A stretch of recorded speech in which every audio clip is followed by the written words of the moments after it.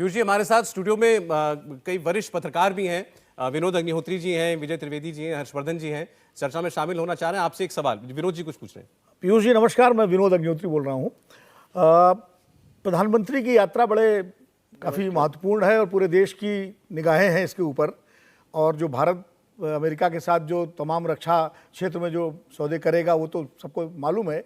आर्थिक क्षेत्र में भारत को इस यात्रा से क्या मिलने जा रहा है, ये थोड़ा हम जानना चाहते हैं, जिससे भारत और अमेरिका के संबंध और मजबूत हों। मुझे लगता है इसमें दो तीन चीज़ें हैं। एक तो एक इंडो पैसिफिक इकोनॉमिक फ्रेमवर्क जिसमें अमेरिका, भारत और कई अन्य देश साथ में मिले हैं।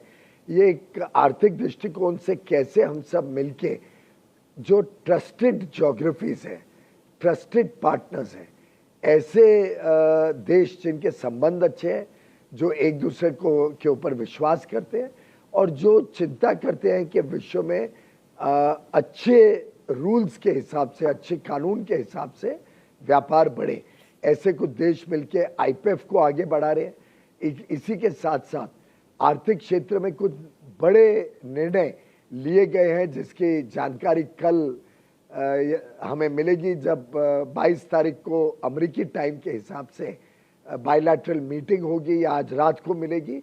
और उस मीटिंग में जो करार होंगे, उस मीटिंग के दौरान जो निर्णय लिए जाएंगे, उससे भी आर्थिक दृष्टिकोण से भारत को एक रक्षा कवच भी मिलेगा और आगे के लिए निवेश भी आएगा, नए नौकरी और रोजगार के साधन मिलेंगे और हमारी सुरक्षा के संबंध में भी भारत को बहुत लाभ होगा। हम और एक सुरक्षित देश के रूप में और आत्मनिर्भर देश के रूप में और उभर पाएंगे। और आखिरी में जो सीईओज, अमेरिका की बड़ी बड़ी कंपनियों के सीईओज के साथ माननीय प्रधानमंत्री जी के रूबरू चर्चा हुई है, उससे भी संकेत अच्छे मिलते हैं कि बड़े बड़े कंपनियों के सीईओज भारत के प्रति काफ़ी आकर्षित हैं, भारत में निवेश करना चाहते हैं। कल आपने एलोन मस्क की बातें सुनी, उन्होंने तो कहा कि I am a fan of prime minister Modi. उन्होंने ये भी बताया कि भारत में जो संभावनाएं हैं, India has more promise than any other large country. भारत की संभावनाओं के ऊपर उन्होंने अपना समाधान, उनका विश्वास जताया और कहा कि मैं काफ़ी उत्साहित हूँ भारत के साथ मेरे व्यापार और मेरे कारोबार के संबंधों के बारे में। भविष्य में हम संबंध भारत के साथ बढ़ाना चाहते हैं और भारत के साथ और निवेश और व्यापार करना चाहते हैं। जी, हालांकि कांग्रेस पार्टी ने उस पर रिएक्ट ये क्या किया कि उनको तो अपनी गाड़ी बेचनी है, तो वो तो यही कहेंगे। विजय त्रिवेदी जी कुछ कह रहे हैं। पीयूष जी नमस्कार, विजय त्रिवेदी बोल रहा हूं।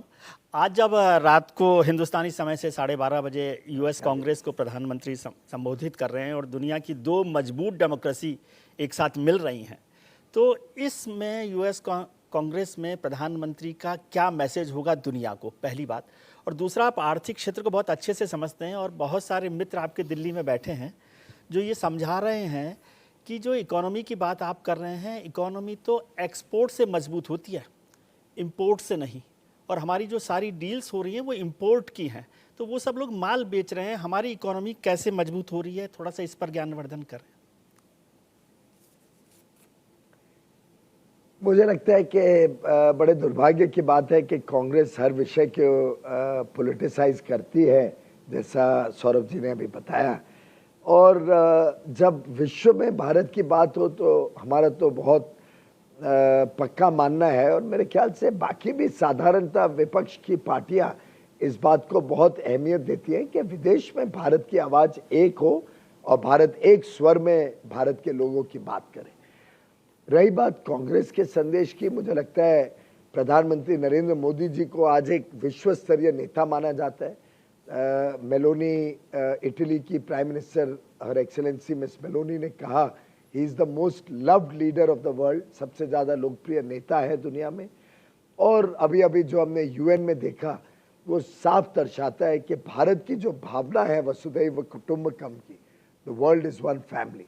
और हमारी G20 प्रेसिडेंसी में जो प्राथमिकता है, जिसमें खास तौर पे सस्टेनेबल डेवलपमेंट गोल्स को लेके हम चाहते हैं कि विकसित देश और विकासशील और कम विकास हुए हुए ऐसे देश, सबका संबंध बढ़े और एक दूसरे का हाथ थाम के हम विश्व में पूरे 800 करोड़ लोगों का भला कैसे हो, उनका जीवन का स्तर कैसे सुधर सकता है, उसके लिए भारत एक voice of the global south के रूप में अब उभरी है।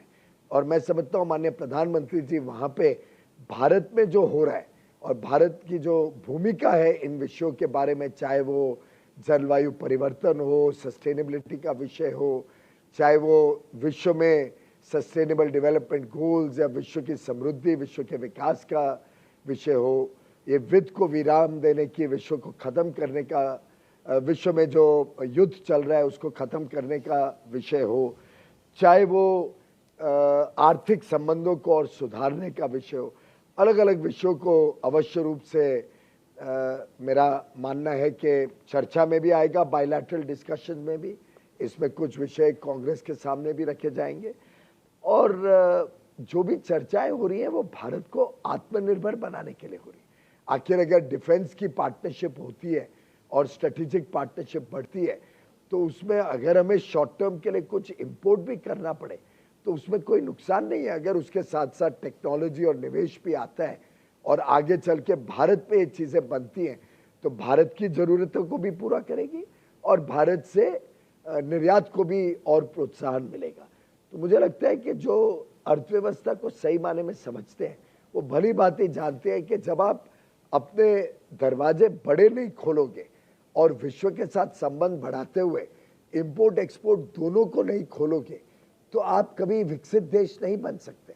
आज सप्लाई चेन्स का माहौल है, विश्व में कई सारे ग्लोबल सप्लाई चेन्स चलती है, वो चाहते हैं कि कुछ सामान भारत बाहर से भी आता है, यहाँ वैल्यू ऐड होता है जिसमें लाखों करोड़ों लोगों को नौकरी मिल सकती है, फिर वो निर्यात होता है। तो अलग अलग मॉडल्स हैं आज विश्व के व्यापार के, उसमें संबंधों को बढ़ाना, ओपन इकोनॉमीज करना और दोनों आयात निर्यात दोनों का उसमें अहम भूमिका है।